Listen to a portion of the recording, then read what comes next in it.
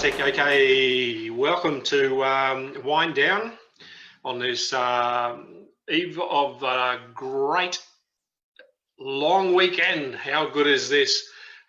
We've got some guests coming along this afternoon. I guess, you know, if you're in Melbourne, you're probably, the last couple of weeks has been an extremely long weekend, but we've got some great guests coming along this evening. And, you know, I think we should just get straight into it. I guess, Barry, we'd like to welcome Barry Elvish, CEO of Fitness Australia, here this afternoon. And I'm going to throw to JT, because JT's been working with Barry a lot closer than I have, and he can tell us a little bit more. So JT, up in the Hunter Valley, cool and calm on this Friday afternoon, mate. Here it is. Well, thanks, Richard, and thanks, Barry, for joining us. Barry, this is the Friday wind down, where we W-I-N-E down, whatever beverage we choose. And I just, you know, I think it would be remiss of me not to say you're the hardest working person in the fitness industry at the moment, but I actually think everybody's working their butts off in different ways, shapes and form. However, I did note the other day when we were on a webinar together in the middle of the week that I have to think, Barry, your hairline is moving further back since you've been the CEO of Fitness Australia. Is that a fair criticism or comment? You're on mute. You're on mute. I know you're brand new to Zoom. I know that, but take yourself off mute. Okay, hang on. I've got to get this back again now. Oh, shit. Hang on. Glad I'm not the only one with that tech. Technology. It's amazing, isn't it? Yeah, can you hear me? We can hear you. We can hear you. I see you. It's telling me the video is stopped. Well, at least we can hear you now. There you go. We Hey. got that. All right. So, okay. So, JT, what's happened is the week has shifted, mate. What shifted? The weekend has shifted. The wig. The wig has shifted. The wig has shifted. The wig. No, it is receding. It's also going grey for the first bloody time as well. But this is the joy of working in fitness, I reckon. Not During these times in particular. Yeah. Please don't do it. Please, Barry, don't do a before and after shot of what it was like working before the fitness industry, working during the fitness industry. Yeah, no, that's okay, JT. You have another red up there in the Hunter Valley, mate. You'll be okay. Mate, you've been working your tail off. Can you just give us I mean, obviously, most of the attention has been on Victoria. Today, Fitness Australia turned up the heat in New South Wales around the COVID marshals. I guess generally what we're seeing when we get together every 2 weeks on this call is that really Western Australia, Queensland, Northern Territory, Tasmania, South Australia to a certain degree, it's very much business as usual in those states. Yep. And it's really New South Wales next cab off the rank, and then Tasmania, Victoria still. In fact, I don't even think Victoria are even in the ballpark to ready to play the game yet. Oh, I can share some hot news hot off the press with you on that one, JT. Oh, here we go. So this is exclusive. Exclusive. Good news.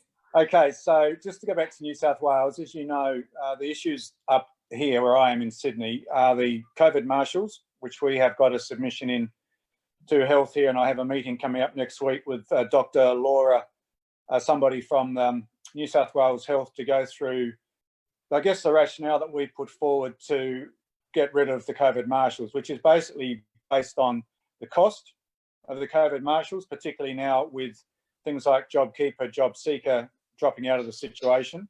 Also, many of the gyms will start to have to pay full tote odds with their rent because those concessions are starting to drop off as well. So the financial pressures on the gyms is pretty ramping up significantly. And the data we got from our members clearly shows that the number of people attending a gym in what would normally be an unstaffed time in a 24/7 is, you know, no more than 5 people usually in a gym. So we're talking about densities of 130, 140 square metres per person. We know we've got the closed circuit TV. We know we've got the swipe card still. So we think we've got a pretty good argument that they should be getting rid of the COVID marshals. But having said that, we know also that logic and arguments doesn't always make sense, as we have seen down in Victoria. So with Victoria, we heard today at long last, and I've got to take this with a bit of grain of salt, but also at face value. The reason why there has been a delay this week in them getting back to us, allegedly, is the resignation of Mikakis, or whatever her name is, and a new health minister coming into play. And the Deputy Chief Health Officer has had to brief the new health minister. So next Monday, so we've been given a go-to person now in DHHS, a fairly high bureaucrat, as I understand it. Here's our link back to the CHO and also the minister. The CHO and the Deputy CHO are meeting on Monday to go through our plan that we submitted to them, the COVID plan, and also the categorisation of risk, etc., as they asked at the meeting last week. They have told us that by close of business on Monday or at the latest Tuesday lunchtime, they will advise us of a follow-up meeting. Alan Cheng, who is the Deputy CEO, has told us he requires no more information from us, in that the information we have provided is more than satisfactory. Now, that's come through as about an hour and a half ago. I was about to go and speak to the media before that came through to express our extreme disappointment that we hadn't even had any feedback or response. This go-to person has been very apologetic. So let's give them the benefit of the doubt. Let's hope we get something positive coming out Monday, Tuesday next week, and at least a new meeting being set. And hopefully, and this is where it starts to now go into really hope, that they actually see some reason and logic. As we know, even in regional Victoria, gyms aren't open, which is just absolute lunacy. There's been no transmissions, no new cases, etc. there. But what we're fighting, unfortunately, and we're not the only industry, by the way, what we're fighting in Victoria is, and I don't know how wide this webinar goes, but we're fighting a lot of degree of stubbornness and to be quite honest, what I would classify as bloody mindedness, to be quite honest, where this is the only state where they are not engaging so far productively and realistically to engage with the industry, to hear what we can do to address these issues. Now, it's interesting, at the meeting we had last week, the Deputy CHO acknowledged that he wasn't aware that the category of gym that we use includes everything from very low movement yoga studios, small yoga studios, through to the great big leisure centres and the big box, facilities. And he actually said, well, I can see now how gyms aren't necessarily high risk. So I was actually quite tempted to ask him, would you please say that publicly? But I thought that might be a bit cheeky, so I didn't. But anyway, hopefully there's going to be some good news next week. So that's cause for celebration, I hope, for everybody, because we know that Victoria is really, really suffering, not just our businesses down there, but the population down in the community generally. Harry, can I just steer this in a bit of a direction here as well, so with a couple of questions, but just to give you a little bit of background, the reason the four of us actually came together, or as I see these guys as key leaders in the industry in Australia, and when we originally got together, the idea is to, we're all from different facets, like yourself, of the industry, and we all came together, and this is about us trying to come up with solutions or answers to help the industry and whatnot. So, and I think that, the diverse field, and what you're actually saying is that everybody's been focused on the fitness centres, the wellness centres, right? But they don't understand the flow-on effect that actually has throughout the communities. And my call is out to the politicians, and I've been to my local guys, and I've been to state, and I've even tried to get a hold of what's his name, Daniel Andrews. That's right. To sort of say, come on, mate, come along and talk to these guys in the industry and the associated industries, and just have an understanding of the flow-on effect of your decisions, right? So, but anyway, so that's a little bit of background about it. But I just want to ask you a question. Sorry, Richard, before you start into the questions, I've just got Mel as well. Is it okay if we bring Mel in before we start into the questions? Oh, yeah, for sure. You know, Barry, you're Awesome. happy for Mel to come in? Yep. Yep. Well, Amelia. Let Mel know. I mean, she'll probably be listening that we're still chatting specifically. Yeah, awesome. And Eddie, do you mind introducing Mel as well?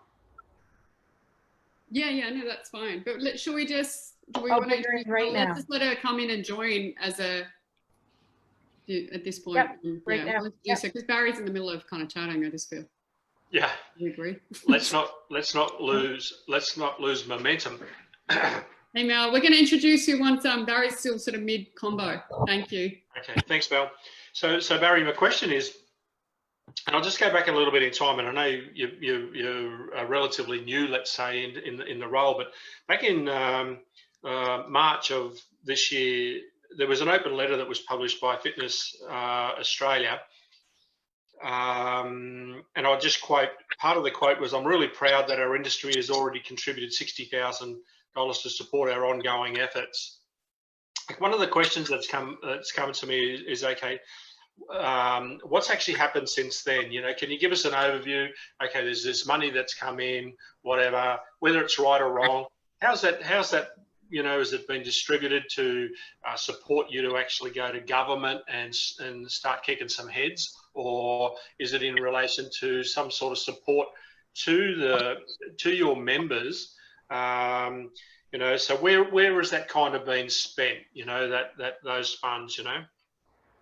Yeah, well, that's a multi-tiered question, Richard, and I guess it's also a bit of a hand grenade as well. So I'll try and put the pin back in and answer it as best I can.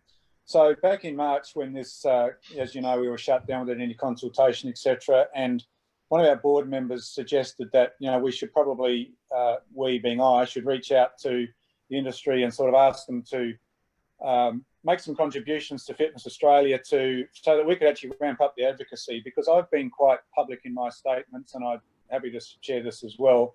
I think in the past, Fitness Australia hasn't been particularly active in the advocacy areas. It hasn't really been what I would say, and you're quite right, I don't come from the industry the fitness industry, but just as an outside observer, I don't think it's been particularly active in advocacy, and there's a whole lot of reasons for that, which we can talk about some other day.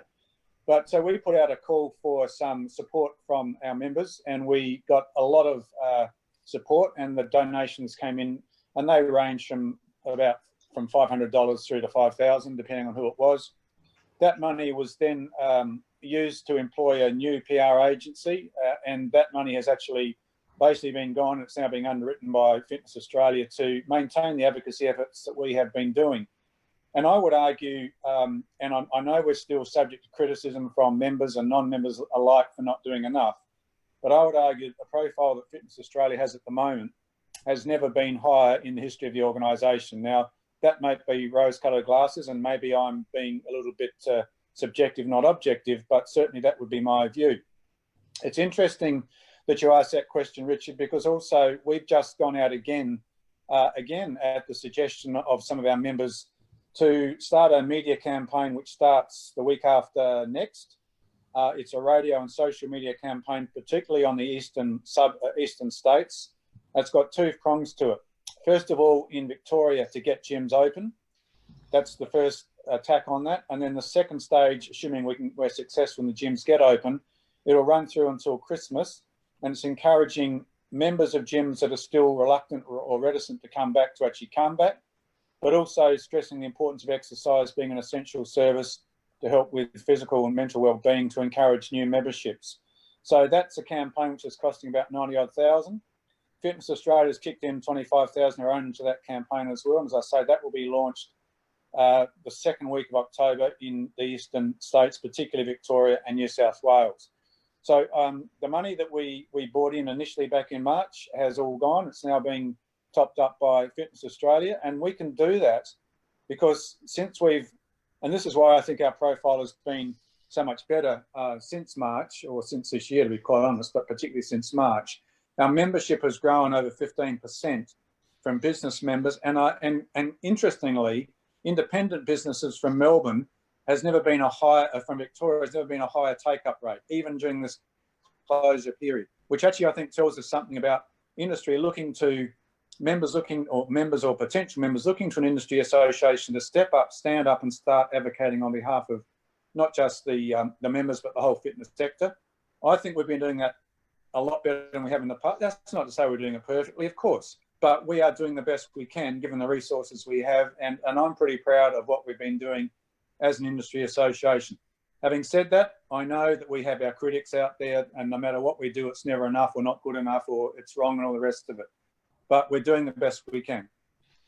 Look, Barry, and that's great. And I applaud yourself, for having to come into at such a time where it's pretty dramatic, and it takes somebody with, can I say it, a few balls to step up and address a lot of these issues. Balls. No, Richard, I'd have been to me years ago, but that's okay. No, well, I think you know what I mean. In Australia, we talk about having the gumption and the guts to step up, and deal with some of these things, and it's, maybe it just landed on your plate when you're rocked in there. But I know that in a leadership role, the decisions have got to be made, and sometimes they've got to be hard, and not everybody's going to agree to it. But at the end of the day, it's about your members and the industry as a whole, and I think we shouldn't forget that. And one of the big things. Barry a question? Sorry, Eddie. Sorry. I just wanted to ask Barry a question, if I may, about because they're doing so much, and what I wonder is, as Barry's kind of indicated and you're indicating, Rich, is it's very easy for people to criticise. I just wondered, what can the industry do better to support Fitness Australia? I mean, other than we have memberships, but there are different bodies around doing different parts, and is there anything that would be more constructive, I guess, to get the conversation out of what hasn't been done into what has been done? Sure, that's one thing, but I think it's one of the reasons sometimes there's criticism is people live in the past. You guys are being really proactive, and it's a really great opportunity for us all to come together right now. And is there anything from your point of view that could be a more positive conversation for us to be having? Is that directed to me? I'm sorry. Yeah, it is. Yeah, it is. Yeah. Okay. So let's. I think the closest I've come to this situation is when I was working in early childhood in Queensland, and back in 2011, there was massive floods, and it destroyed a lot of our early childhood kindergartens and childcare centres, overnight, and we had to move very quickly to get those sort of centres open.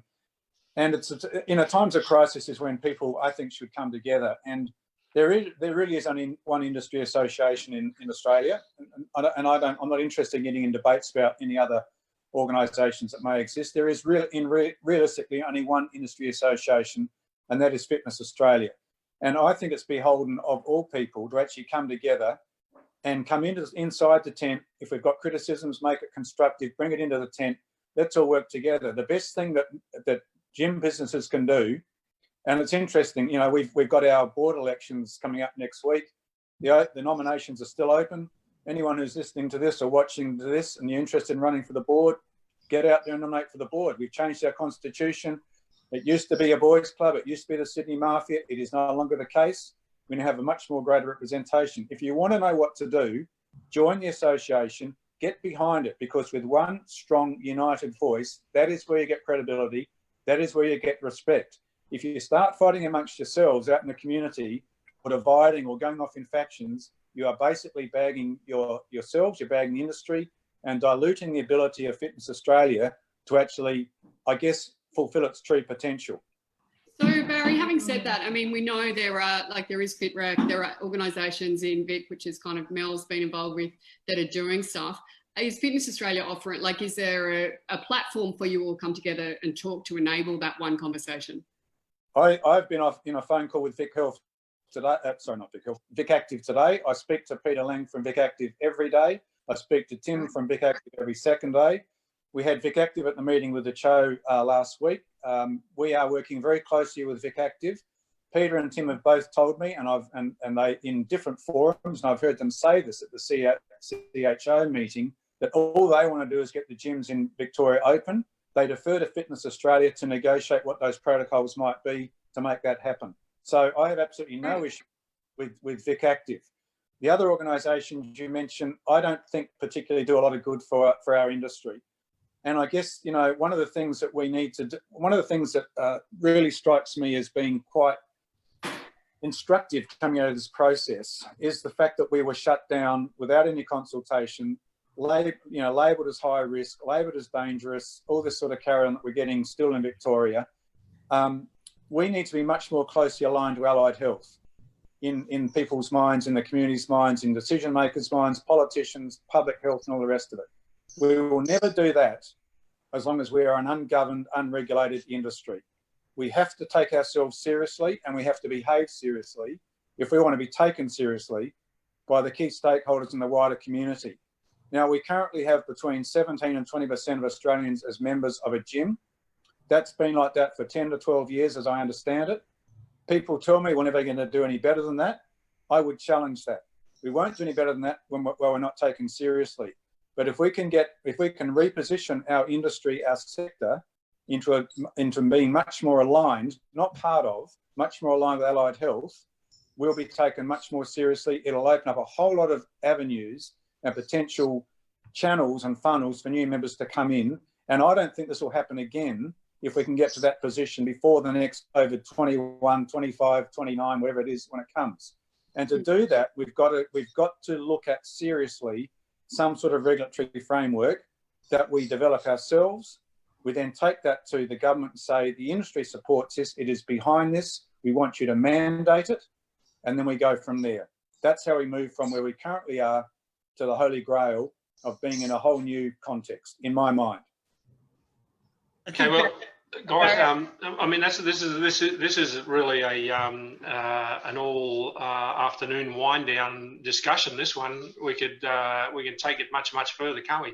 But I think what I'd like to just say there, Barry, Justin, yeah, one sec, mate, and you stay nice and relaxed there, mate, at the Hunter Valley, and just hold yourself for a couple of, you know. Barry, what I'd like to say, and this is from people outside of the fitness and the wellness centres. Okay, I prefer to call them fitness and wellness centres because when we talk about gyms, the politicians think about the dirty old Bob's gym, the boxing gym down in the corner. And so when I talk to the politicians, I talk about fitness and wellness centres.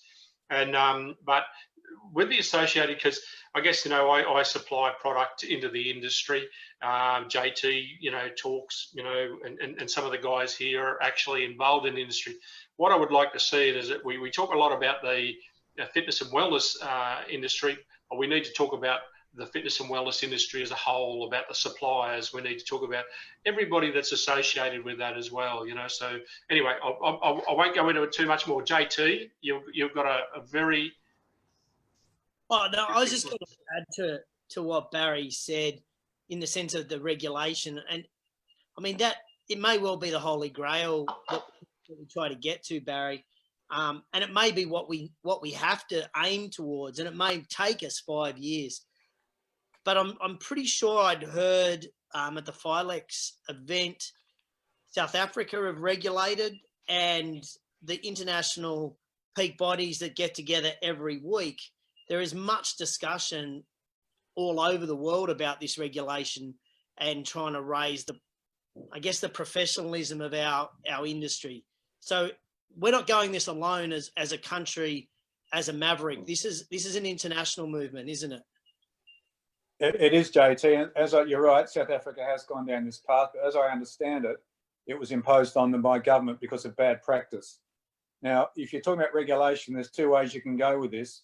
We can, as an industry, and I'll talk about the consultation process in a minute, but as an industry, we can go to the government and say, we want to be regulated, please regulate us.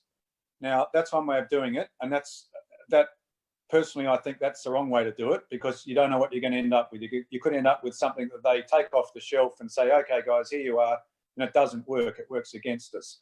I think we're better if we develop a self-regulatory model through consultation with the industry, and in the industry I include all of those factors that Richard has just mentioned, but also including the RTOs, because the training is a critical part of, you know, upgrading and upskilling and putting in some, you know, minimum standards rather than what currently exists in some areas. And then we go to the government, we say, okay, the industry is behind this, we want this, it is, when I say industry, 99% industry is behind this. We want this. We get one state government to mandate it, the rest will fall over. That's how it'll happen. And that way we control our own destiny. We can sit back and say where we have been for the last 10 or 12 years, and that'll be good. And business will still go along. You'll be on your 17, 18%. And when the next COVID comes, we'll have the same thing again. But if we really want to be taken seriously and try and grow the market for our members, and our employees and our members, the sole traders and all these guys, personal trainers and the businesses, we have to shift the dynamic and shift the thinking. Now, Filex was the start of some sort of consultation. We had a panel there with the gunfight. Prior to that, Patrick Kaiser, who's working with me to develop a questionnaire, had a focus group of some people that to help sort of inform that questionnaire. The questionnaire will be going out industry-wide, and when I say industry-wide, Richard, I mean industry-wide, so all those sort of guys you're talking about. But I've been talking to the ACCC, private health funds, various government ministers and health departments. I'm going to put it out to them as well, because I want their input onto this so that we can get some sort of really strong feedback.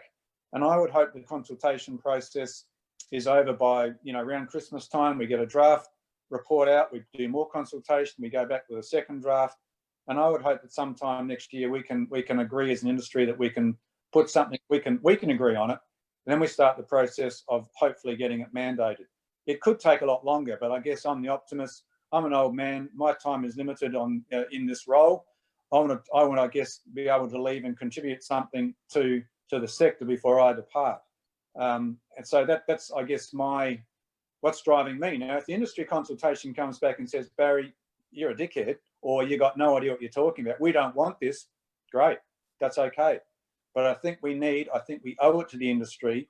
I've had enough people tell me, get the cowboys out, without actually explaining who those cowboys are, to actually try and do something about this. And if we don't do it as an industry association, it's not going to happen, or it'll be imposed on us by an outside authority. And that would be a disaster in my mind. Yeah, look, I agree, Barry, and I think we all have to take that kind of a stance. That we need to come together in unity to drive the industry. It's just been flowing along for a long time, But anyway, hey, listen, I'm going to throw over to Eddie. Eddie, if you would like to introduce Mel and bring Mel to the table. I shall do. Can I just make one point on that other? I think what Fitness Australia are doing is brilliant. I just hope we do have a transition program or something to help lift those that may not be adequately qualified, because that is a huge percentage of the industry, and the entry point to the industry could become so high that it shrinks significantly, and that's my only red flag on it. But I'm sure you've probably can I just respond to that, because you're absolutely right. Whatever process we do here cannot be seen by the industry as being some way to weed out competitors or whatever. It needs to be. There needs to be an opportunity for businesses to improve themselves. So my background, as I said before, is early childhood. I was involved with the federal government's quality accreditation framework, which is now universal across Australia. And if you I could spend a whole time talking to you about that. But basically, the opportunity was there to give those underperforming centres to lift their game, and they had to do quality improvement programs and all the rest of it. They had different levels of accreditation. Ultimately, if they didn't meet the agreements, they were pushed out. There's no question, because you've got to have standards. But this should be seen as an empowering exercise, not something which actually disempowers. Yeah. And we need to work with those centres, those businesses, those individuals that will respond positively to being challenged in a positive way. Yeah, that sounds great. Awesome. Thanks, Barry. And Mel, thank you for patiently waiting there. You're right. So I'll give Mel a bit of an intro. Mel, there's so much we can say about you, so excuse me if I miss things. So Mel is a fitness business advisor. She's got her fitness, Women's Leaders Fitness Business podcast. Her and JT both do podcasts. She does her roundtables, as does JT. And she also runs a gym in Victoria. So you've been in the industry a long time, like all of us. How long, Mel? 17 years I've had the club this month, actually. And 20 years I celebrate this December. Wow. So there you go. Industry legend in her own right.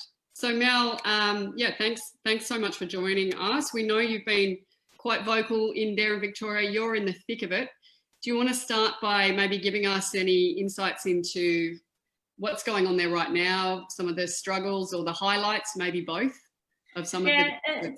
Thanks, Evie. It's really, really quite interesting. I actually said to Justin in a message a couple of weeks ago that to totally understand what's going on here, you really do have to be here and be living here and be going through it each day. And I suppose the negative side effect of it is what everybody is seeing is the mental health is deteriorating, you know, quite rapidly, not just the consumer, but also the fitness business owner. So my concern, and the reason that I reached out through social media to everybody, was that I feel that we really need to come together and really collaborate strongly, and we need to be looking after our own at the moment, not just the consumer, but the fitness business owner.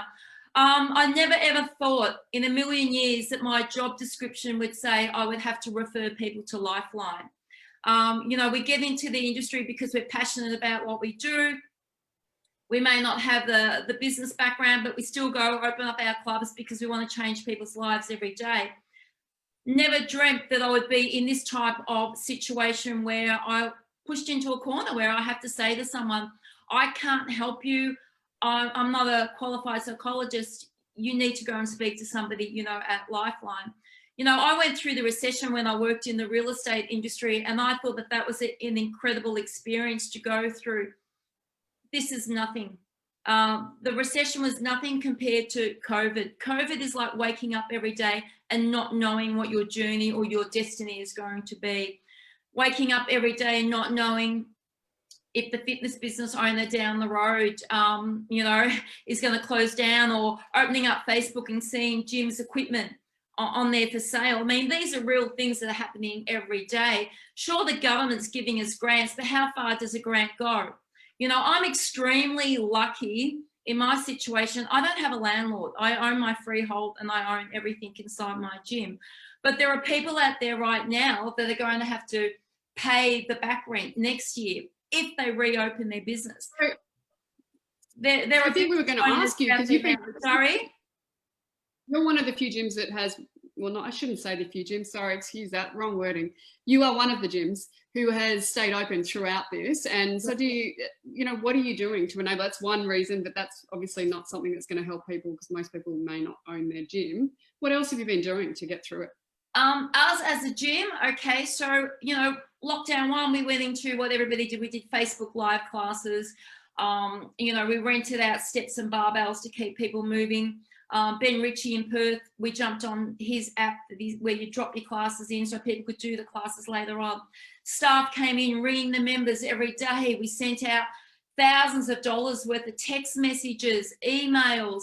We tried to run our business as if they were coming in every day. You know, we still did sponsored ads, did everything possible, Eddie. And, you know, lockdown 2 is completely different. When they announced that we were going to be closing again, it was a grieving process for the members. They came in with rounded shoulders.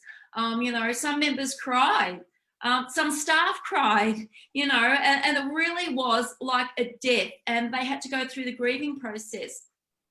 The difference between lockdown 2 and lockdown 1 is the fad of jumping online and doing an online class has gone. So we are working 10 times harder now to keep our community motivated. And that in itself is a big job. It's a draining job, and it's a lot of effort goes into it. And every day you get up and you've got to go through the same process. And the fitness business owners, you know, they're working 24/7. And this is why I reached out and said, you know, we have to collaborate. We are all responsible and accountable to our consumers and other fitness business owners in our industry. We have to be putting everything from the past behind us. It's not about who's the best, who's got the most likes, who's got the most shares, who's got the biggest database. This is about looking after people, our people like us, and we need to do it better. And Mel, look, and that's fantastic, and that's the ethos that the industry should be taking. You know, like, yes, we are competitors, and we're JT. I'll go back a few years ago. Where JT is at the moment, I went to a wine industry function for somebody's birthday party, and I was blown away by the way that the wine industry in the Hunter Valley all looked after each other. They're competitors, but they all looked after each other, and they said, listen, if you want a good red, go to this place. If you want a good white, you know, go to this place, you know. And it was fantastic, and I commend them for that. And what you're saying is correct, and what Barry's saying is correct, and I think it's time that we all get together, and we need to drive this damn thing as a wedge into the in between the government and say, look, we've had enough, and we have to do that, you know, to make them wake up to themselves. Just a couple of questions there, guys. Just, and you touched on a few things there, Mal, about keeping your doors open. You know, I know a couple of businesses that just did some things as simple as a can of paint and freshen up the entrance into their centres. And the impact of that when people came in was amazing, you know. And I've heard some of the stories, you know, which was fantastic when they reopened the doors here in New South Wales. And you were talking about people working out at home, you know, online, all of that sort of stuff. You know, you can look at that as a threat, or you can use it as you know, to look at it and how do we work with that. What are you, Barry, both of you, what are your thoughts on that? You know, a lot of fitness owners, centre owners that I've spoken to have sort of seen that as a little threat. What do you guys think? No, look, it's interesting you say that, Richard, because the guys I've been speaking to, and Richard Beattie over in New Zealand, we were comparing notes on this. It's actually been proving to be a funnel for potential new members, because you've got a situation, and you guys all know better than me.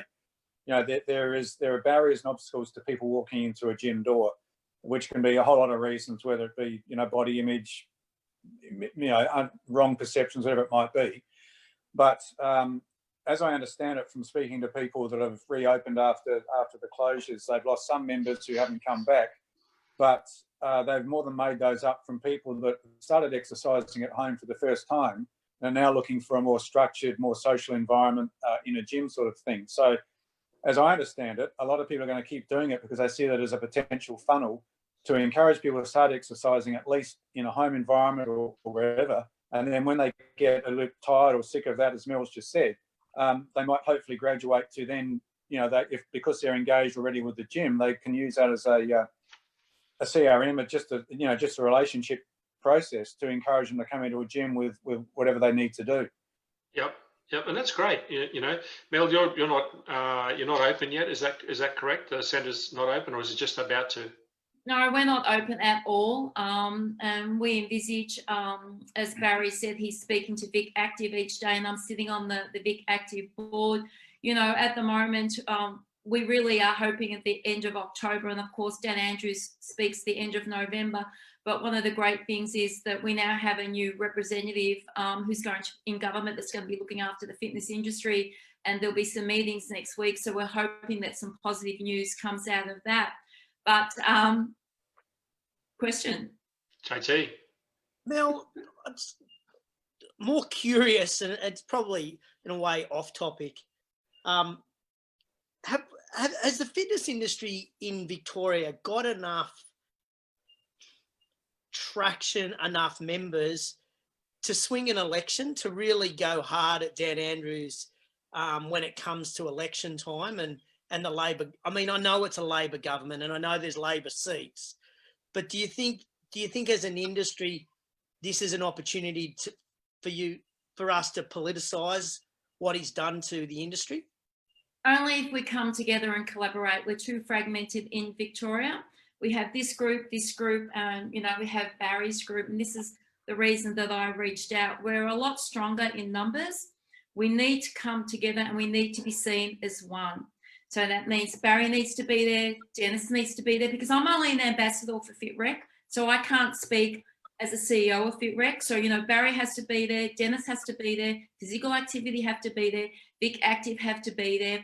And of course, apologies, I can't remember the name, but there's another group now that's looking after the fitness industry as well. We need to come together as one, and we need to have a strategy. And I do believe that the fitness industry in Victoria is big enough to make enough noise to make change, but not whilst we're all off in different directions. It's not going to happen. It's just not going to happen, because what happens is people like this person and they go over there, Justin, and they go over here for this person. And, you know, let's face it, Dan Andrews couldn't give a shit about the fitness industry, all right? He told us back in March to go and get stuffed. He's not interested in us. And the reason he's not interested in this, and this is my personal opinion, is because for starters, you know, we're not regulated, we've got no union. He's looking after all of those that have unions, and he's pissed everybody else off. So that's a fundamental mistake that the fitness industry made years ago, because we all thought that we were safe because everybody wants to buy a gym membership and everybody wants to join the gym and we're all going to be safe. Well, you know, look what happened. We're not safe. And now we're at the back of the bus and we're going to be last off the bus. So if we want to make change in Victoria on the political stance, then we need to come together as one. And slightly off that a little bit, we need more women leaders out there. Show me a female right now that's out there having some sort of input politically. There's nobody. Show me. Well, one of the things, Mel, actually, I wanted to bring this up earlier that Barry had said, which I love. So thank you, Barry, for mentioning it, because I was looking at the application for Fitness Australia's board members. And I know that Eddie has been a board member and she's always really inspired me, or like been a part of Fitness Australia, sorry. And he was just saying that he was very open and encouraging of women to apply. So thank you, Barry, for mentioning that as well today. So I think that's in the process of happening already, Mel, wherever you went. So she's back. So I think that's fantastic. And I also just wanted to add to that I got asked by a Queensland gym owner 2 days ago, well, what makes me good enough to apply as a Fitness Australia board member? And I've had this told by some amazing mentors of mine, and I appreciated it so much, that there's never a perfect time to apply. You just have to go for it, and you need to put in your application, and you'll never feel comfortable. It's always going to be that extra edge of uncomfortability, but you need to, now's the time in particular for us females in fitness and gym owners to step up. So I think that's a fantastic opportunity, and it is available right now. So those that are listening, definitely do apply. It's never a perfect time. Now is the time to apply and step up. So we need a lot of diversity. We need to start to include everybody and stop, you know, excluding people based on, you know, race or perhaps their position in the industry. We just need to look at what can this person bring to the table. You don't have to like them. You don't have to agree with everything that they say and do, but what can this person bring to the table that's going to bring a positive impact to our industry? So yeah, lady gym owners out there now, if you know, go apply to the board, Fitness Australia, definitely. The more women out there advocating, the better. Barry, you were going to say something. Sorry. Yeah, just a couple of things. Mel may not be aware, but there's more females on our board than males. That's what I was going to say. There's heaps. In fact, they very much outweigh the males. So we've certainly moved away from the boys' club, etc. And the Constitution now enshrines that there must be diversity of males and females on the board. Just to come back to JT's question, I think you're whistling in the dark if you think the fitness industry can change governments by itself. That is not going to happen. Right. Even if all those particular fragments come together, there is no way in the world that you're going to change a government in Victoria by one industry. You need to get multiple industries working in collaboratively to make that happen. You would be setting fitness up for an absolute whipping if the fitness industry stood up by itself and tried to change the leadership of the government in Victoria. The bottom line is we don't like what Dan Andrews is doing, but if you look at the opinion polls, he's still got majority support from the community. So it's going to be a very brave industry that stands up and says, by the way, guys, we think you should get rid of this leader and we're clean, we're hygienic, all the rest of it. We know that, but let's have a reality check here. It's never going to happen by one industry doing it by itself, even if all those jigsaw pieces come together. That is just whistling in the dark and a waste of energy, and it will actually, I believe, set us backwards. I disagree with that, Barry, because somebody has to step up. So you know what would be great? The fitness industry steps up, and then another industry steps up, and another industry steps up. That's how it happens. If we all wait and wait, it's never going to happen. So somebody has to step up and put their big girly pants on at some stage and say, I'm going to go out there and I'm going to do this. Who's going to join me? Because you know what? What's the worst scenario? What's the worst scenario? Where we are right now, at the back of us. Can I just? You don't have the numbers in the fitness industry to do that, but I do think the argument around small business and the way government's making decisions, if we broaden our argument slightly, then it becomes more relatable for other industries. Other people will step up and go, well, I've got an industry. Yeah, we're protected at the moment, but will we be next time? You know, getting people thinking more along the lines of small business or business rather than, you know, fitness industry, because look at how much of the population we have, not a high amount. So I don't know what you guys think, but I think broadening the argument isn't, I agree with Barry. I don't think we're going to change an election, but well, it help our argument. We may not change an election, Eddie, but we have to speak up. We're not doing enough. We were left on the back of the bus. This is why we're having this conversation today, because we're not respected in the industry. We got too comfortable doing what we do, and have a look what happened. What else can we do now, though, Mel? It seems to me that a huge amount of change has happened in 6 months. So what else? Richard, can I just add something? And it's from what you mentioned and really related to what Mel's mentioning right now. And it was in a live interview with JT and Barry. And he mentioned how right now we're getting ready for this to hit again, whether it be COVID or something like it. And the next time it hits, we want to be fully prepared. So the actions that we're implementing right now will echo 4 to 5 years, or let's hope, as you mentioned, Barry, not in your lifetime, knock on wood again. But if it does happen, at least what we're implementing right now can actually affect what's going to happen in the future. And I think that's probably the biggest thing, is that right now what we do, no matter what, will echo effects later on. So I think it's never a bad time to still completely go in and try our best to come together, like you were mentioning, and however that looks like.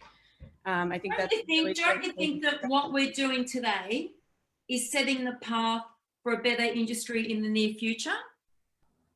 Can I just say there, guys, a couple of things. Firstly, in relation to the polls and you know, and support from members of the public for the government, what I've found over the years is you've got to be very, very careful about that, because, you know, I'm hearing a different thing out in the streets. All the people that I'm talking to and my friends down there in Victoria are all going, you know, we've had enough of this, blah, blah, blah, blah. Okay, so firstly, I think we have to draw a line in the sand and say we can go out and ask 100 people and get whoever we want in whatever subsection and get the results that we want. An economist told me many years ago, he said, listen, I'm an economist. He said, I can make the numbers say whatever you want. Okay, and that's what I feel that happens in this political world. And Mel, you hit something right on the head. And we talked about this in an earlier podcast where we said, you know, people haven't got the guts nowadays to step up and question things. You know, we get charged bank fees. How often do you go to, and nobody steps up and just takes it for granted, or rates and go and so forth. So look, I agree with you wholeheartedly. But what I would like to say to you both as leaders, or all of us here as leaders, is that whoever's going to fire that bullet by going to the media, by going to the politicians, what is the next step? Because what I found dealing with politicians in the world that I live in, with in leadership in the communities, is that you must have a strategic play. Yeah. If they do this, we do that. If they do this, we say this. Okay, so the industry needs to come together, and we've been so busy in the industry surviving. Okay, surviving.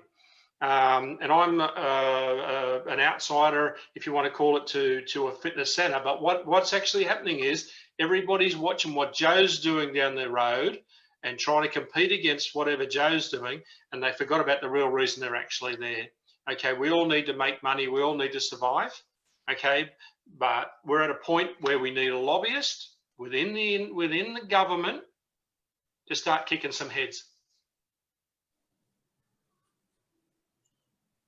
So what else, Mel, you touched on exactly what Rich is saying, you know, about collaborating, and you guys are all coming together and you are meeting as it is. What else is it that you think should be done? I know you're saying, you know, people need to do more. Like, it seems from my point of view, and all of us, I think, have been in the industry, well, over 30 years or a long time, or what else? For me, we've done more than we've ever done in the last 6 months. What else do you think we should be doing, both as small business owners, as individual operators, as collaborating, as in terms of forming this one organisation, and as Rich said, designing a strategy to go forth, because everyone is seeing politicians, everyone is shooting the bullets already from my point of view. I don't know if everyone agrees, but it seems like it's happening to me. So what else do we need to do? And as Rich said, maybe more strategy. Are you going to come together and form one lobbying body? Is that in the forecast, or what do you guys see as the next steps to get us to the next level? I think it would be great to see everybody come together. I think we owe it to the fitness industry to do that. And the only way we're going to create change is by doing that, Eddie. You know, I can sit here for half an hour and speak about it, but the reality is we need to all come together and sit down and go, you know, we need to build a new foundation, and we need to be seen doing positive things in our industry. We need to be keeping our talent in the industry. We need to be offering more education. We need to be working with allied health professionals. We need to be seen as professionals, and we're all responsible for this. And the only way that is going to happen is when all of the associations come together as one. Otherwise, it's just going to be the same year in, year out. And let's face it, look at all of us here right now. I mean, how many years have we all got left in the industry doing what we do? Who's going to do our jobs when we move on to the next phase of our lives? I mean, we've got a responsibility to get those people ready to take over my role, your role, Justin's role, Richard's role, Barry's role, everybody's role. But there's also, we've got to prepare the next generation of trainers, the next generation of club owners. Do we really want to lead those people into the mess that we're in now? Well, it seems, I mean, we've been chatting with Barry. Fitness Australia are doing a lot. I mean, they have covered most of what you've just mentioned.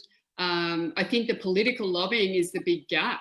And that's where, and maybe this is where that collaboration of defining what organisation does what. Fitness Australia is already on that education page, you know, and that credibility page. And Barry's background is that, which is fantastic. And how can we all come together and go, okay, well, this organisation's got more specialty in this area, and really help each other in that way, instead of going, no, well, we're doing better. No, you are. And then everyone just closing the doors, you know.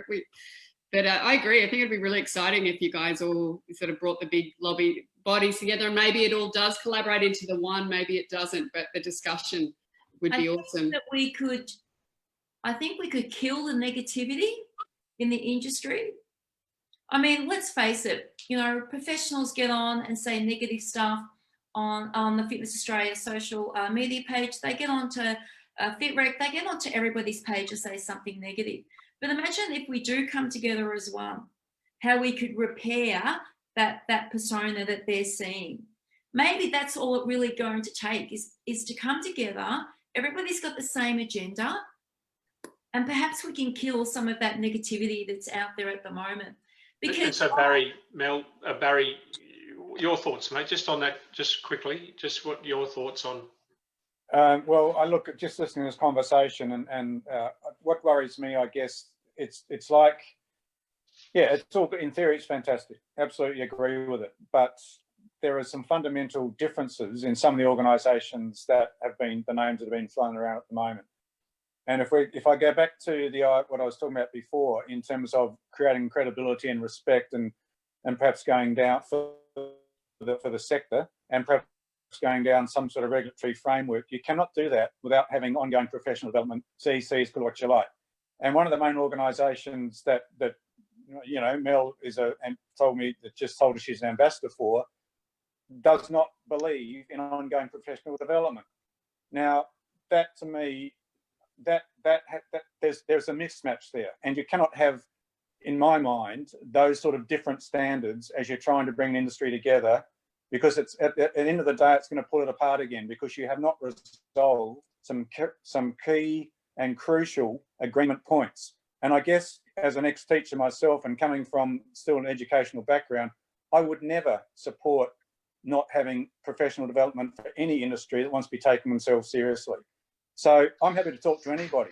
Barry, I just wonder whether, you know, I do wonder what the foundations are. I don't know the answer to this, but I wonder in terms of the foundations of that organisations and whether they were filling a gap that wasn't being filled in the past. And I just wonder if further conversations are had that may be dispelled and perhaps have been exaggerated over time from lack of conversation, because I can't speak for Dennis. I don't know. I'm certainly not saying anything he said to me, but I did see there was a gap in Fitness Australia prior to you being the CEO, with people who weren't able to get certification. There wasn't a lot being offered. And so there was a gap that was filled from FitRec at that time. And maybe the needs have changed and maybe the direction of the industry shifted. But I'm always nervous when we stick with the point of view that did happen in the past. And I think this is a real opportunity. That might be the case of how Dennis thinks today, but does he think that way today? You know, I do really wonder whether anyone would think no professional development is a good thing. At the end of the day, you have the background for that.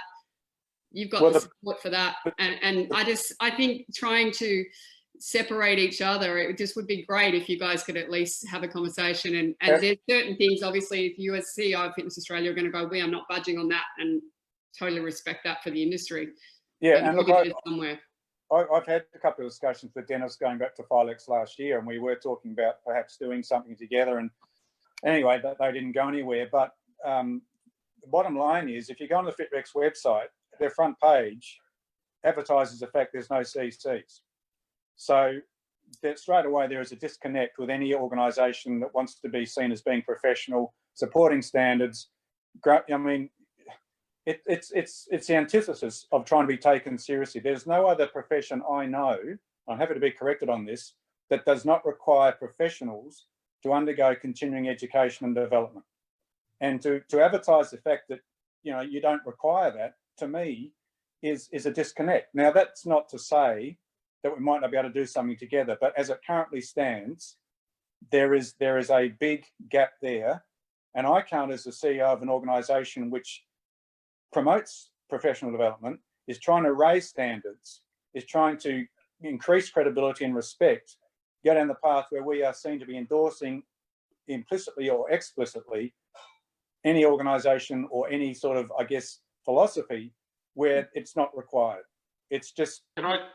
Barry, can I just throw something in there? Look, I've been around in the volunteer land within Australia, you know, of surf clubs and bushfire brigades and go on so forth, right out through the communities. And can I just say something there, mate? Because what I found is that some of the organisations that I've worked with are very professional, like say Surf Life Saving Club's organisation, and we're never ever going to align, you know, like with our competitor down the road. You know, we do something and it's structured and it's very good, and they do something else which is very good. And I think what Eddie's kind of saying and what the other guys are sort of saying is that I think we've got to throw all of that out the window. And Barry, you may not agree with Mel, and Mel might not agree with Barry and whoever and whatnot, but there is a lot of little independent fitness owners out there who have their beliefs.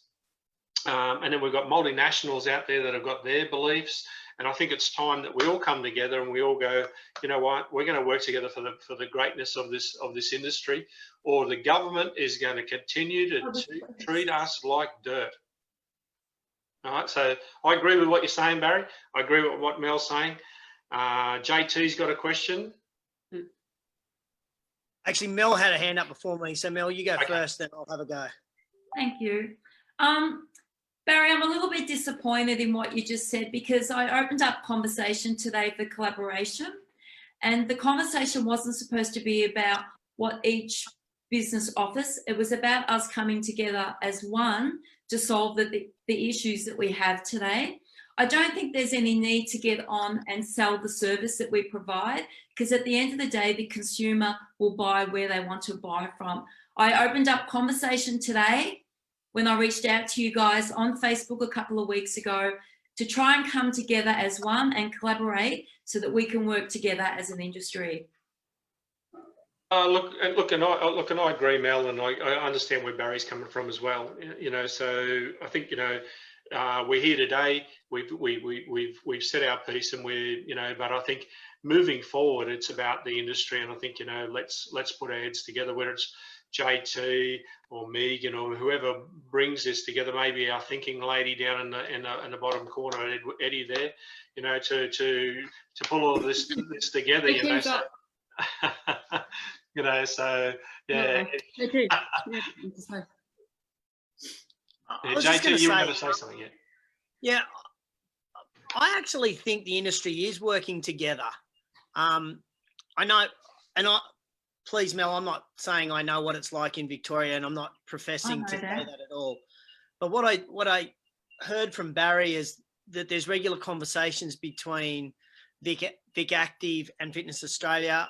I see them working together. Fitness First, Anytime Fitness, Fernwood, they're working together to try and raise the profile through that campaign. So I think as an industry, we are working probably closer together than we ever have for the betterment of getting gyms open and for our industry as in that sense. I do see and I understand the philosophical differences in different bodies around registration. And I think that's almost I get how it's encompassing in the next step, but at this point, I actually do think we are collaborating really well. And I see independent owners and I see franchises, everybody's signing petitions, everybody's working their butts off to get gyms open and get us back to where we were pre-COVID. And I think that is really exciting. I think the registration side of thing is a completely different beast.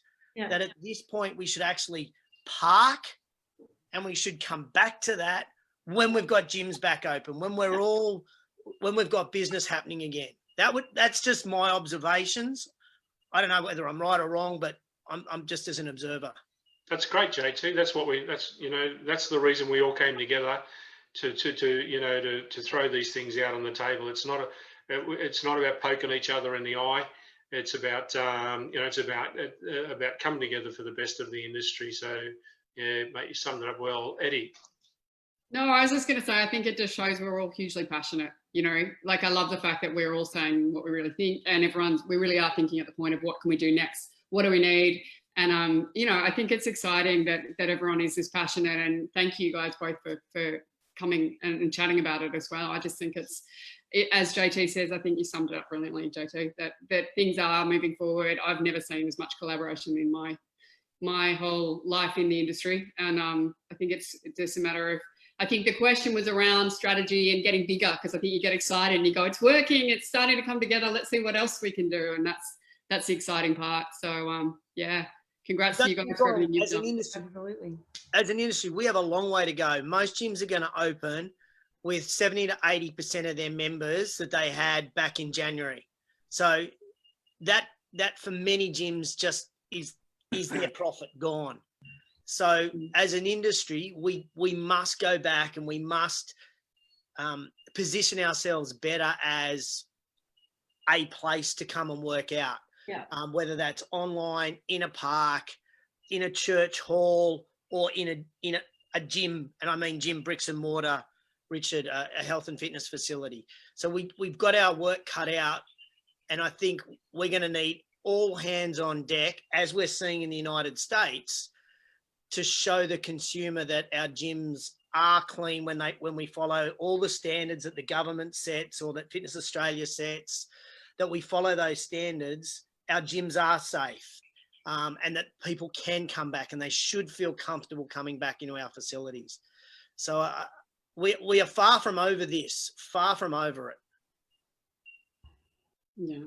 Oh, look, guys, look, I can't thank you enough, both of you, Barry and Mel, for coming along this evening and having a talk, and it was great to hear what your thoughts and what's actually happening out there in the industry. And I know that a number of people, and Barry said something about, I don't know how far and wide this webinar, podcast, whatever goes, but yeah, look, we have some people from overseas that do come in on this, and we welcome their feedback on this as well. So we've got to remember we don't have to reinvent the wheel. There's a lot of other countries out there that have gone through this, as you said, Barry, before, about South Africa or Africa, and we can learn a lot of things and work smart, by watching what's going on around the rest of the world. And And these guys around you, you know, they hear what's going on, and I guess, you know, we need to be mindful of where everybody sits in the rung, you know, whether you're a little independent gym, you know, or a specialised centre, you know, or you're one of the big multinationals. And I think, you know, today we've just shown that, you know, there's a lot of thought, there's a lot of passion behind it. The industry's full of egos, as we all know. But hey, shove them in our back pockets and let's get this thing kicked along. Absolutely. It sounds like we are. Barry's losing his hair and has his first gray hair. So you're not supposed to notice something. Yeah, so, you know, look at me, mate, you know, like, I mean, you know, it's pretty crazy, but it happens, mate. But no, well done, guys. Look, please, you know, stay in contact, and we'd love to have you on again. You know, there's a lot of people out in the industry that are looking for solutions, and whether it's in the cleaning side of things, you know, they're looking for to meet the standards, whether it's regulations, whether it's just support to go, well, it's COVID JobKeeper 2.0 or 2.3, whatever it's going to be next, you know, or whatever, and they're looking at you guys to sort of say, you know, what is it we can do. And as Mel said, you know, about, you know, even that just steering somebody to get some help, you know, is what we all need to do. So yeah, Richard, just obviously we're coming to the end now, and look, I think I said when I started, you know, I started my working career as a teacher, a secondary teacher in outdoor education and history, and history teaches you one thing, and that is, you know, crises don't come along too often. When they do come, there's lots of different ways you can react. You can go to bed, pull the doona up and go in the fetal position and wait for it all to pass over your head and hope it does. You can do to some degree what we're doing at the moment, which is that storming, norming, forming. That's the discussion we've just been having it now. But also you can look at the opportunities that come out of the crises. And I very much believe, and this could be a glass half full, and okay, I'm still a virgin as far as fitness goes in the industry. But I think there's a really good opportunity here if the industry takes time to reflect. And it comes back to Mel was saying before, to some degree, how do we get in this situation? And we'll be in the same situation again if we don't do something about this. The worst thing would be to go back to same old, same old. We really do need to do things differently and think a bit more creatively. And I'm happy to talk to anybody to try and make that happen. But I do believe, and the reason why I stay working, even though I was only appointed as a short-term contract in this role, is because I find the industry so positive. The beauty of this industry, there are no losers. Everyone wins if we're, you know, at the end of the day. And to me, there's huge opportunity here to actually get something really good out of this. I know that at the moment in Victoria, at the moment, that may seem you're whistling in the dark, mate. I think there's a really good opportunity here to get something really, really good for the whole sector, and for me personally, the wider community, because that's what drives me. What we can do for the wider community and their health and physical and mental well-being. So let's look at the opportunities that come out of this. We're going to get through it, but let's look at the opportunities and let's grasp those opportunities and make things different. So Barry, look, I can't agree more, and I think that I think we might finish on this, but I think the key to this whole thing is putting together. I think Mel might have mentioned something in the beginning. You know, where are we going to be in the next 5 years, 10 years, or 20 years? And I think it comes a bit down to it's time to put together a strategy. As an industry, we need to put together a strategy of where we want to be, you know, in the next 5 years, or if this ever happens again, or whatever, you know. So, and I think that it's time to pull in some key people and sort of go, okay, let's start to think about where, you know, this strategy for the next, whether it's the next 6 months, 12 months, or 5 years, you know. But I think you're both on the right track. So, Eddie, the thinking lady's got. I just on that track, because Barry mentioned the consultation. So I'm actually interested in what format's coming out, so we can look out for it. It'll be a questionnaire as the first part of it, and then hopefully when COVID is, we can travel. There'll be face-to-face meetings on a state-by-state basis with members, non-members, professional trainers, business owners, whatever it might be, and then we'll go from there. We'll come back with a further draft for further consultation. But the first part of it is a questionnaire which is being developed by the university we're working with. Great. So that seems like a really fantastic opportunity to do exactly what you're saying, Rich. That's all. I just was keen to keep an eye out for it. Fantastic. Yep. And I'll drop everybody's details in the comments. And Barry, we can test the survey because we can all get into South Australia, and some people in South Australia might just be the right people to test that survey on. Well, JT, there's better wine in South Australia than the Hunter Valley, mate. I can tell you that being in Adelaide. Oh, them's Ooh, fighting there we words, go. Barry. That's fighting words, mate. Yeah, exactly. But anyway, guys, look, we'll have to leave it there. And don't forget, Megan's going to put her application in, and you know, we're all going to vote for Megan. And so well done, guys. I really do appreciate everybody's time. In a fortnight, we're going to reconvene. And yeah, look, I mean, if you guys are around, we'd love to bring you in and take this a bit further. Thanks, Barry. Thanks, Justin. Thank you. Mel. Thanks, All right, good on you guys. Have a great weekend. Thanks, Megan. See you guys. Thanks, JT. Thanks, Richard.